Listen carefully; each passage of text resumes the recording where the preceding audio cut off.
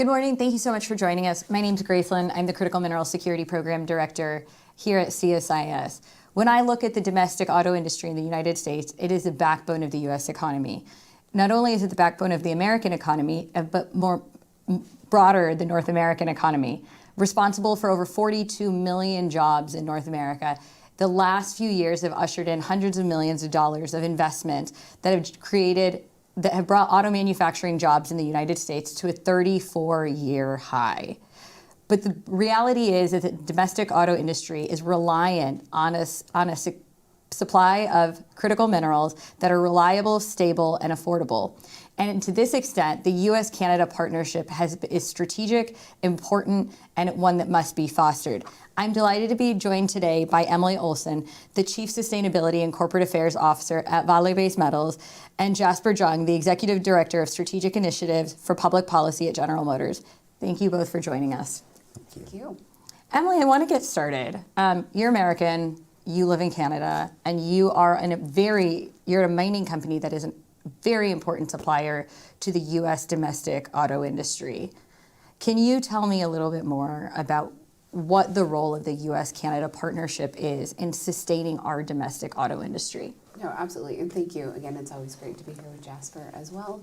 So I think, obviously, it's a long time partnership and friendship, and we've seen the integration of the auto sector in the Canadian economy since the 70s, and with that, we've really built up a strong supply chain. And for us, when I think about the mineral contribution to the U.S. auto sector, and beyond the U.S. auto sector, it includes national security and defense applications as well. But how we've looked at our partnership with companies like GM is really being able to be that reliable, strong supplier of raw materials, right? Raw and refined. And so looking at my own business, we're a supplier of over 50% of U.S. nickel demand. And that has been a significant contributor to how we look at our U.S.-Canada partnership, right? Over those times as well, you've developed a workforce, you've developed ancillary supply chains that support both the auto and the mining sector. And so I think over time, since the 70s, you've really seen a maturing ecosystem of Canadian development and mining with the U.S. automotive sector. And I think it is a really strong story to tell, and I think it's something that we hope we can continue to replicate and build on as demand for critical minerals continues to increase. And we still remain very bullish on long-term demand for the product.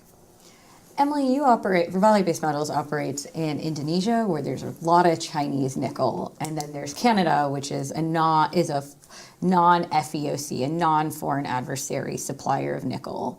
Why is it important that we continue to foster that collaboration with Canada, given that we've seen nickel projects close down in recent years in friendly places like New Caledonia and Australia? So, Vale has operated in Indonesia for 56 years, right? And I'm quite proud of the PT Vale operations in Indonesia, especially from a sustainability perspective. And it is a key part of global flows.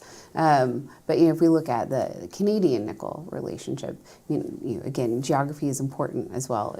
From a logistics and a supply chain perspective, giving us that ability to move quickly to supply our customers on the midstream and downstream side, and also working together in order to, we've had opportunities in, I'm not speaking for Vale, but as the sector with DPA funding, cross-border funding that has been able to accelerate the development of mines, be it brownfields, hopefully greenfields. But for us, I really think it's been an important opportunity to work closely and collectively together to create an ecosystem that's strong within that North American value chain. Jasper, downstream demand. Ultimately, we talk a lot about this race to build critical mineral security, to reduce our reliance on China. But something has to drive large-scale demand. Because at the end of the day, I think, critical minerals is absolutely a national security imperative. However, the defense industry often buys more bespoke, small quantities of minerals. What is it like? I mean, how do you see the next 5 years in terms of downward demand to incentivize increased investment in nickel projects, in cobalt projects, copper projects, et cetera? That's a great question, and thanks for having me here. And always enjoy being here with Emily and with you to be able to talk about these important topics. I think, it's a simple answer in terms of what drives downstream demand. It's really all about the customer at the end of the day. Consumers will create the market that will drive, whether it's EVs, whether it's vehicles more broadly, what that portfolio looks like, what the technologies look like going forward, and that in turn will drive the demand, the upstream demand and the supply of critical minerals, and through partnerships like the one we have with Vale and with others as well. But I think when we look at where EVs are today and the growth of them over time, I think for General Motors, we feel like that we're really well positioned in terms of being able to offer a portfolio of technologies for our customers. I think specifically, around both EVs and gas-powered vehicles, right? When you look at the electric vehicles, we doubled sales last year in North America, building on the momentum of a broad portfolio, and we continue to expect that to grow going forward. We expect another banner year in this year and in years to come. But again, at the end of the day, that's really about the customer driving that. And we feel that we're in a good position to be able to provide that portfolio of technologies and vehicles that are going to really excite customers and consumers going forward. And then so you look at the battery raw materials, right? The critical minerals that we talk about, the lithium, the nickel, the manganese, and then the graphite that goes into a lot of the anode active material that goes into the battery, right? But let's also not forget about the rare earths that go into permanent magnets for EV motors. Let's also not forget about the copper, the aluminum, and other critical minerals, right? That go into both gas-powered and EV applications. So for us, it's really about thinking strategically, taking control of our own destiny when we look at the critical mineral supply and we look at where the world is going on this, and just being able to invest more, spend more time with our suppliers, and have more direct involvement in investment and partnerships in order to kind of control that and make sure that we meet that consumer demand and we're ready for it. So the U.S. only has a limited supply of some of these minerals. So while domestic mining is really important, ultimately we have less than 1% of the world's nickel, cobalt, graphite. How should we be thinking about partnerships as being directly, important to our domestic manufacturing industry? Yeah, I think, we can't do this overnight, this strategy, and we can't do it on our own. Collaboration is absolutely critical. And I think when you look at the critical mineral value chain and the automotive supply chain, right? It maps very favorably to the U.S.'s economic partners and security allies. You look at this partnership alone with Vale, right? And the sourcing and that we get on both the raw material and the refined material that we need for battery grade components and critical minerals. We rely on that partnership with Canada. We rely on technology and expertise on batteries from Korea. We have partnerships in Australia. And of course, this all complements a lot of the investment that we're focusing on throughout North America. We have a number of domestic projects here with Lithium Americas for lithium and such. But it takes a village of economic partners to come together in order to really make this work, and to ensure that we're actually building this in the right way and getting the products that we need. But we want to continue to be able to rely and kind of focus on North America going forward. Canada's a big part of that with its significant resources, companies, and expertise. And we'd like to build on that going forward. We see an opportunity there. Emily, one of the, again, elephant in the room, we talk about this a lot, is, we need to invest, we need more, but prices aren't great right now. What does it take to ensure, we have a lot of new mines we need to open to meet future demand? Access to capital, what do we need to ensure that we're actually shoring up supply so that we can meet the growing demand for EVs, the growing demand for other manufacturing industries? No, absolutely. I mean, this is a commodity business. I've spent my career in natural resources, so prices are always cyclical. And you're right. Right now, we're seeing depressed pricing on the nickel side. Again, I hold true. We remain bullish in the long term, where I think in 2028, 27, 28, you'll really start to see that demand picture, tighten. When I think back about, both the American and the Canadian, I've worked on both sides of the border here. Mines are a long lead item, right? We're not talking 2 years, we're not talking 5 years. Generally we talk 10 to 15, and that's with solid permitting processes put forward.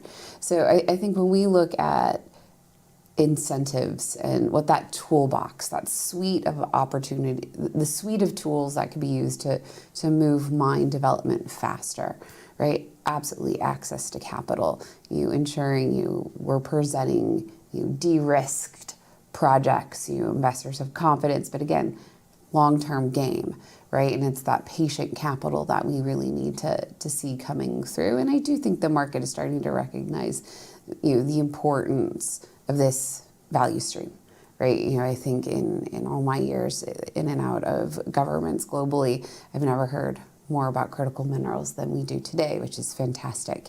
It's getting its platform that is well overdue.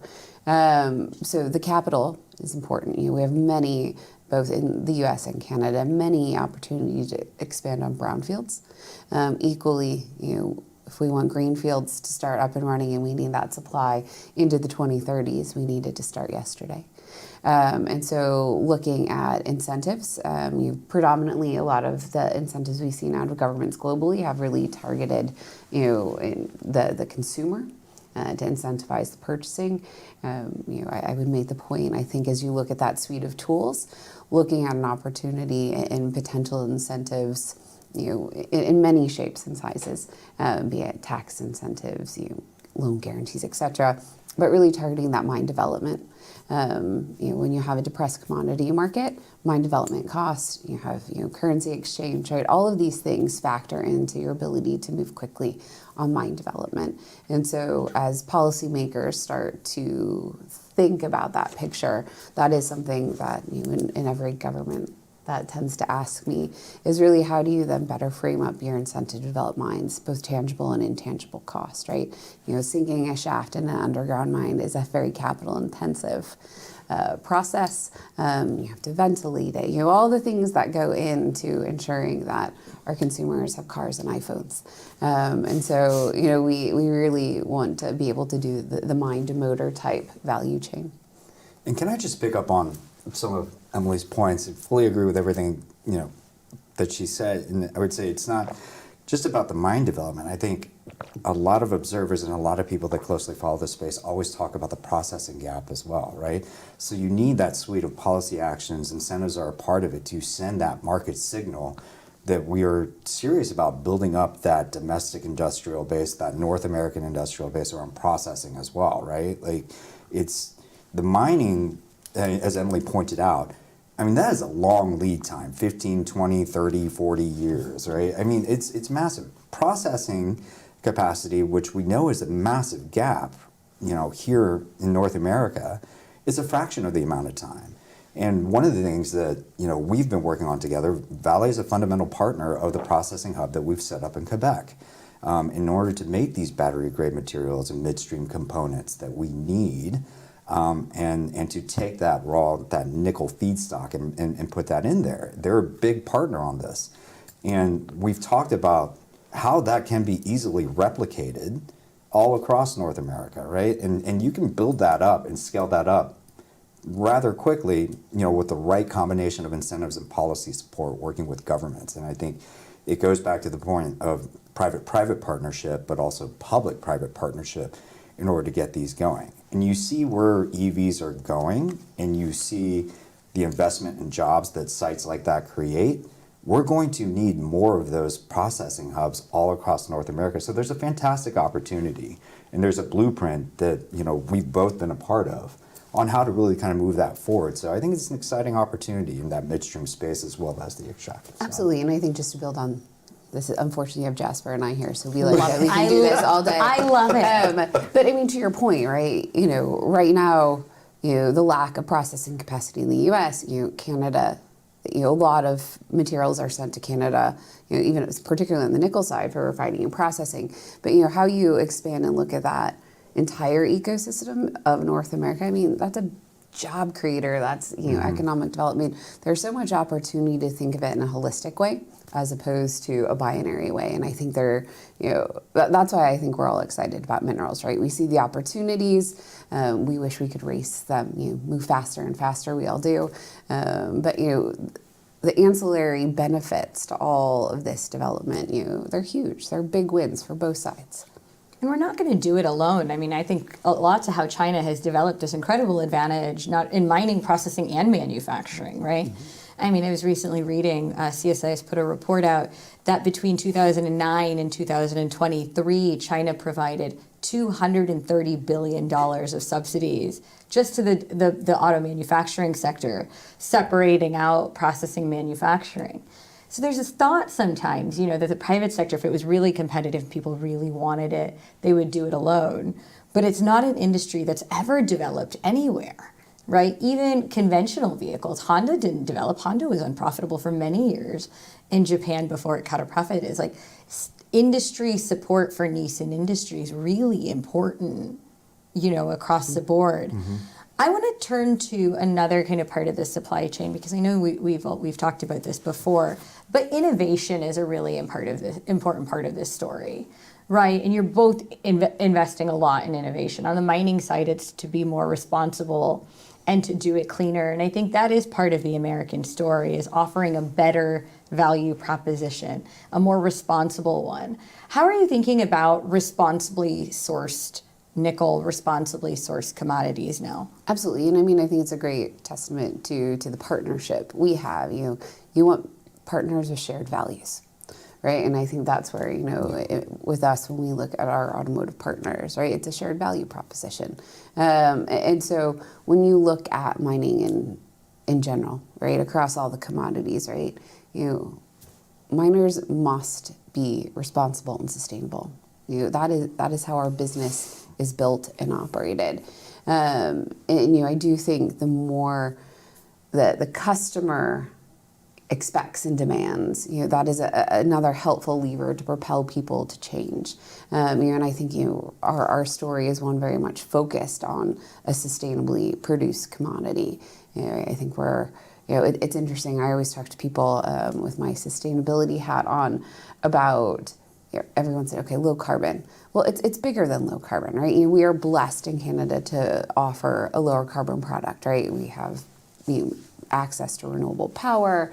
We have a lot of great attributes in Canada that allow us to really produce a lower carbon product. However, it's bigger than that, right?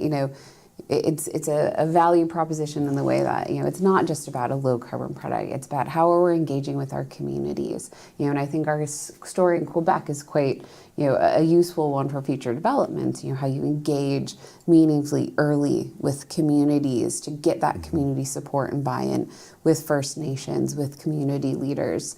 Looking at how you're transparently, talking about air quality, water quality, giving people the view they need, right? And so it's not just about creating a low carbon product, creating that broader buy-in and that holistic perspective on how we will sustainably mine, and everyone's, you always say, after this mine closes, you want to ensure that you've left where you started better than when you got there. And I think that still remains a core mission. And it is not a negotiable, right? Being a responsible and sustainable developer, miner, that is the core tenet of how you do good business. And, I get excited about it, as you can see, because I just think there's so much more you start to see with how you look at equity partnerships, how you bring communities and Indigenous participation, women. I always get excited when I go underground in our Creighton mine. We have many women underground in the workshop. And you're starting to see that change over time. And I think it really is because you have broadened the aperture of what we mean by sustainable and responsible. And again, I think it's a shared value with our automotive partners. I think too, I mean, that responsibility is what we need to reduce the friction with the mining industry. I mean, mining is a very tense industry here and abroad, right? There's this friction that someone is better off and someone is worse off for it. So shifting that paradigm is really central to actually, if we're going to increase production and meet future need, we need to reduce the tension and reduce the time that we spend back and forth, which is kind of why permitting takes so long. Right, absolutely. And I think, you learn every time, right? It's a continuous cycle of learning, and communities change. Societal expectations are changing. And I think for mining, as this has become a much more pronounced issue globally, how we're elevating, how we can use our best practices in North America to really ensure we're elevating others across the world. Because I think strong sustainable development, is good for all countries. And when you think about how you maintain and protect your own natural resources and all over, right? Sustainability should be core to that. And again, it's the suite, it's not just one, and how we work collectively to kind of set that standard for global development. Yeah, I just want to pick up on that too, because I fully agree. I think when we look at permitting reform, I think from an off-taker perspective, right, our mining partners, our mineral partners, they know all the ins and outs of all the technical kind of aspects of it, what needs to be done. When we set the demand for this and when we set the expectation, it's not about reducing standards. It's not about reducing the number of requirements and things like that. It's about creating efficiencies, putting more resources into the process, because this can move faster and we can do this more efficiently while still maintaining a high standard, a high environmental and social responsibility standard as we look through this. Because it is absolutely about shared values, as Emily said. But it's also a business imperative, right? Very much so from a value-based imperative, but also a resilience-based imperative. For General Motors and for the industry in general, there are a number of market and non-market factors that now impact our supply chain strategy when we look at geopolitics, when we look at sustainability, now impacting cost, logistics, things like that going forward. But it's absolutely fundamental. We are not going to trade one concentration risk or one geopolitical risk for a sustainability risk at the end of the day, because it's about creating security, resilience, and scalability, as well as cost competitiveness. And sustainability is a key part, in terms of our expectations, our values, but then also ensuring kind of long-term availability and certainty, which is, critical to our plan and our strategy when we look at our partners. Jasper, electric vehicles are really fundamental to our clean energy goals, but they're also really fundamental to America's economy. How do you see us, we're currently an era of domestic reindustrialization. Mm-hmm. How does it look like in terms of what our auto industry needs to be competitive? I think we need to lead on, a full range of technologies. I said, earlier in our conversation, consumers are really going to drive where the market goes. And we do see a place for both EVs and gas-powered vehicles going forward. I think there are consumers that love the technology and love different things and have different purposes, and we feel that we're in a good place and well positioned in order to meet those demands. But I think when you think more broadly, your recent research report that was just published this week really goes into all the applications for critical minerals and for all the various materials and components that are derived from a lot of these critical minerals. EVs can provide the economies of scale in order to build up that domestic technology base, that industrial base going forward. And I think if we start thinking about high capacity like lithium batteries, for example, right, with all these inputs, as kind of a core technology, or quite frankly, we're lagging, right? I mean, you talk about innovation, we're looking at different battery innovation, we're looking at different ways to, the collective here in the US and North American industry as well, right? But it's fundamental not just to EVs, but to iPhones, secondary energy storage to support grids and grid resilience and energy infrastructure, defense applications like that going forward. So I think when you look at EVs, think of it as a way to provide the economies of scale in order to kind of build up the business case to meet a lot of those demands from various applications going forward.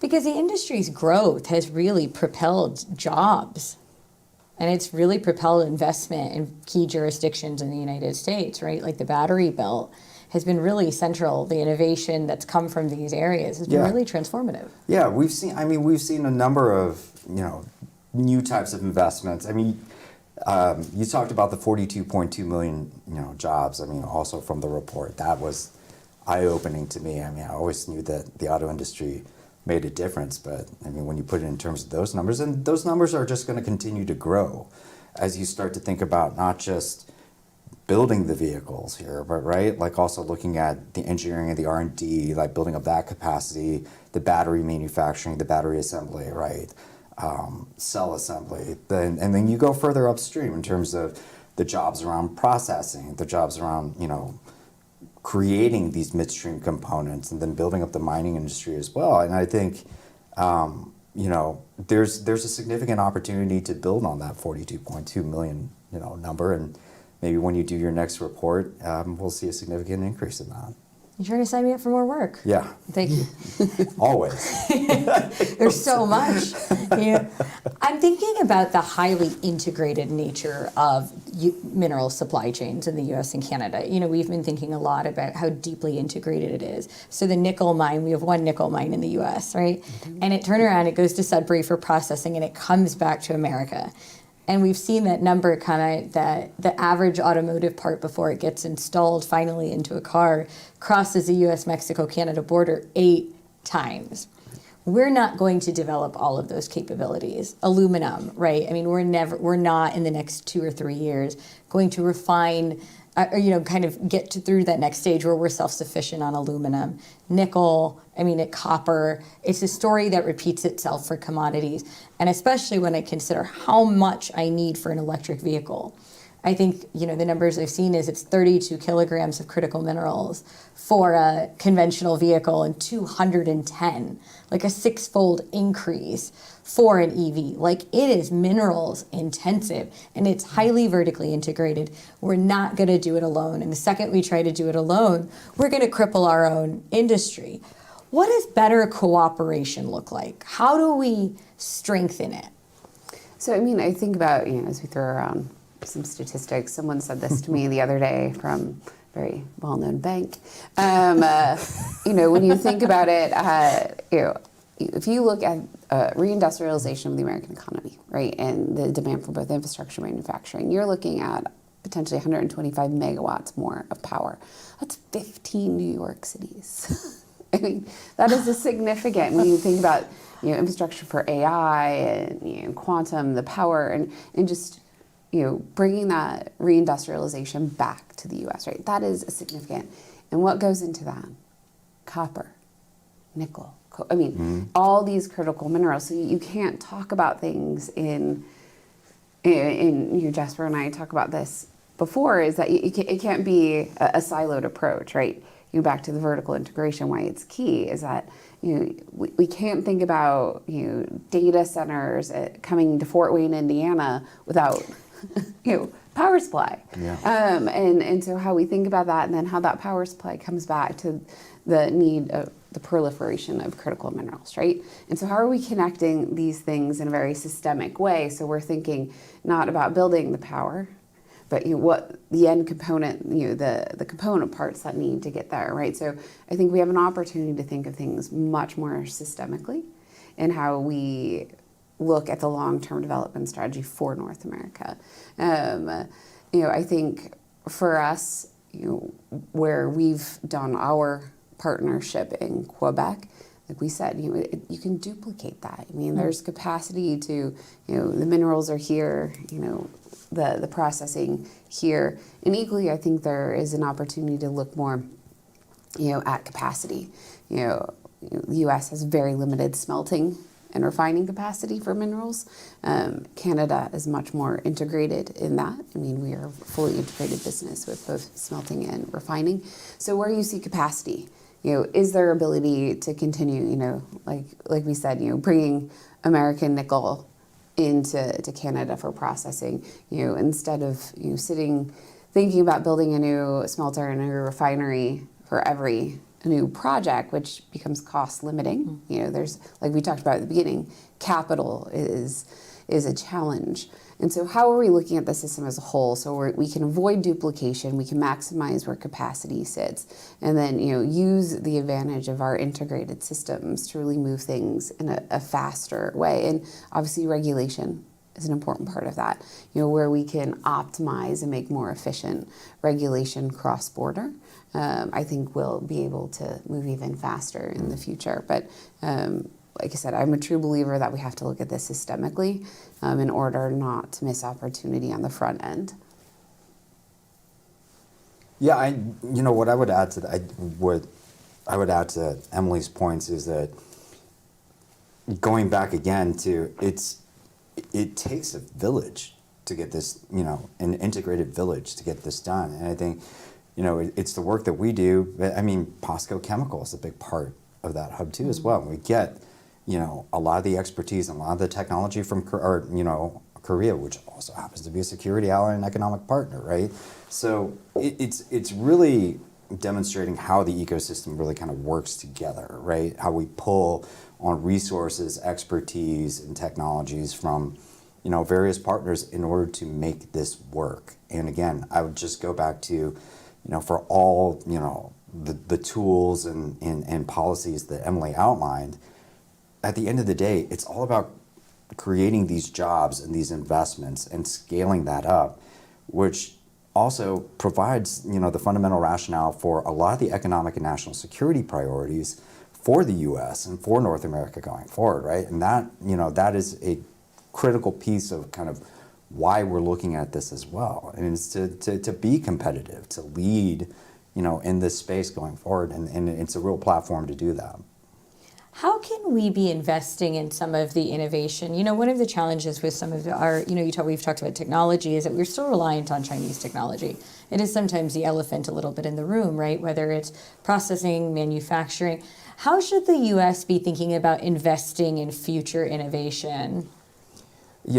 Everyone always talks about innovation. It's such a broad word and can be applied to so many aspects of the entire value chain. I mean, Emily probably has 10 different ideas in terms of like how it can be applied. I mean, when we look at it, I mean, you can look at battery chemistries, battery structures. What are we doing to look at not just lithium iron phosphate, right? And these lithium ion batteries going forward, but there's all this talk about sodium-based batteries and other batteries that rely on different sets of critical minerals and things like that, right? How do you get the energy density right in those battery applications, and again, meet the consumer demand, right? So you could look at battery innovation. You could look at, vehicle manufacturing innovation going forward, right? Are we also looking at different technologies, hydrogen, things like that, other alternative technologies, propulsion technologies going forward, right? And then you go further up the supply chain. We're looking at different potential partners, to build out, new ways to extract and process lithium and other critical minerals going forward, right? More sustainable practices, things like that going forward. And then so, innovation can apply across the board, but then I also think about not just the technology, but in terms of how we do these deals, how we work with, we have to think outside of the box and be flexible and innovative in terms of who are the partners we need to be working with in terms of those that can provide the resources today and going forward, those that can scale up new technologies, what types of deals, what types of investments do we make, what types of partnerships do we make going forward. So again, I feel like you can take the word innovation and probably slice and dice it a million different ways as it applies to this particular value chain, and that's not necessarily a bad thing. No, it's our favorite word. But it's important because it's also what's going to give us a competitive advantage in the long term. Right. And I think too, back to your point on China, I think one of the things that should be a motivator in this North American complex, right, is how we bring down cost. The cost competitiveness of some of our technologies versus the Chinese.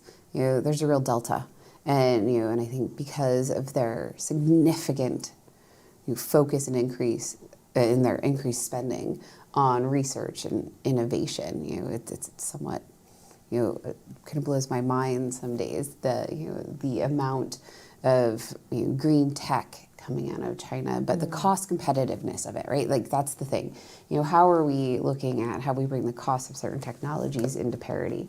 And I think many great Chinese companies, there are Chinese companies that have really focused on doing everything inside and doing something over and over again. Gives them that advantage, and we need to tackle that. Like we need to be innovating at faster speeds, investing more in innovation. And perhaps that's my America hat. But I think where we think about innovation on the mine side, on the upstream side, back to our ensuring communities and people are clear and understand better the role of mining in society, tailings, right? Mine waste, how we can innovate out of mine waste. There's more applications. Putting, MIT starting to do some work there, right? How are we looking at mine waste in a way that could create another value stream? And then circularity. I think as we think of optionalities around batteries, how are you building in those circular economies to be able to reprocess and recycle those batteries? And you got refineries. And so how you think about those things, again, back to the systems thinking of all of this, how are we able to create new accretive value streams from some of the waste products? So I think there's a whole host of innovation that we can tackle, and from an upstream perspective, looking at efficiencies on our own processing, tailings waste, and then how we start to tackle the circularity component of the business, I think will be fantastic and will give us that competitive edge over China. I think you hit the all of the above approach. We need to mine more. We're going to need to strengthen our circular economy. We're going to need to leverage partnerships. We're going to need to invest in, the R&D. Like there's a whole kind of host of things that it's ultimately going to take to get to where we need to go. So both of you are a very good example of vertical integration, right? And ultimately, when I think about, one of the challenges we've heard a lot from the mining industry is offtake. Offtake agreements. We need to make sure we have a buyer before we invest. And the U.S.-Canada relationship here and that integration is something that I think we need more of, to be honest.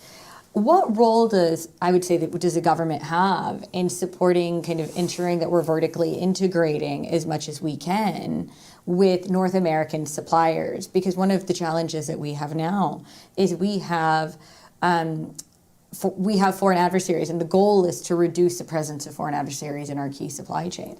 What can the government do to support that, vertically integrating with our allies? Yeah, I think, you alluded to some of it, I think, in terms of, creating, that strong network, that strong diplomatic relationship an economic relationship with our allies. I talked about how, our value chain maps favorably with a lot of our economic partners and security allies, and we just need to continue to build on that going forward, I think. But it takes a portfolio of policies, which at the end of the day need to send a signal to the market and create certainty for the market, and to create a space for us to continue to innovate, like you said, and to invest in these technologies going forward. Just at a high level, some of that is incentives, some of that is investment security screening, some of that, and it's a whole portfolio of policies. But I think at the end of the day, it's really about sending that signal in terms of creating certainty for who do we work with, how do we work with them, and what are you doing to kind of help us share some of the investment, share some of the risk going forward, right? To get some of these projects off the ground, identify new technologies, right? The alternative technologies we can do, because Emily talked about this before, patient capital, right? I mean, for us, we look at each partnership on a case-by-case basis, and we are patient with our capital, right? We have a framework in terms of a strategic framework in terms of how we look at each partnership, but each one is different, right? Some are equity investments, joint ventures. Some are long-term offtake agreements. Some are more initial investments, right? Like to see if we can help a startup get off the ground. But what's consistent across the board is patient capital. We need policies to help us unlock more of that, find more partners to share in that investment, to share in that risk going forward, and to kind of help move that forward. So I think there's a lot. I think there's a lot of good work. There's a lot of good interest. I think, as Emily said, there's more interest now in critical minerals than ever before. I mean, we nerd out on this stuff together all the time, and I think there's certainly a platform and certainly an interest there. But I mean, you have to get it all. We have to turn that into policy actions that will send that signal. No, and I think, I completely echo what Jasper was saying, and back to looking at your allied structure, right? We operate in Japan. We have a refinery in Japan, one in the UK, Canada, a massive, copper region in the Carajás in Brazil. And so looking at that, you have partners and friends out there with supply. How do we think more integratedly on how we bring those into a North American construct? And then, to your point on, an upstream, when you want more minerals faster, it is that access to capital, but, the de-risking, right? Mines are a significant upfront piece of capital, how we can partner with governments to further de-risk that, and the regulatory framework in which we work, how can we put efficiencies back into that to move faster and quicker, very much focused on ensuring our environment and our social performance, right? And so I think as we look at those policy incentives, and I always like to say, looking at some non-traditional partners, right? What's the role of, startups in the tech space? How are we applying AI to our business? How are we trying to make things move faster? I think there's a whole suite of things and where we can work with governments across the border, to really start to incentivize and move at pace. I think that's what everyone's looking for, right? Everybody wants more now. And I think, like I said before, this is a long lead business. And so the more we can start innovating and moving what we have faster, giving ourselves time to really set up for you're going to need, we see the demand. And so, just echoing what Jasper said, I think it's a suite of tools, but really, from an upstream perspective, how you de-risk and incentivize capital. I think incentivizing investment, de-risking capital in the upstream is only the way we're going to create a downstream that's competitive in the long term, because long-term manufacturing requires very strategic a strategic approach, and we've seen China do this very well. It's been decades in the making of strategic support, and I think you've both hit a lot of what we need to do in terms of financing tools. You mentioned DPA earlier, but kind of using the suite of government financing tools, leveraging government-to-government cooperation agreements, because it's U.S., it's Canada, but it's countries around the world that are, again, it's Brazil's, it's Saudi Arabia's, it's Indonesia's, it's, Namibia's. All of these countries play a strategic part in ensuring that we have long-term supply because we don't have all of the geology. Investing in the midstream capabilities, investing in the technology and the R&D is really the way we're going to make a way forward and ensure that we have a long-term industry. Yeah. Emily, Jasper, thank you so much for joining us. This has been fantastic. All right, thank you. Thanks for having us.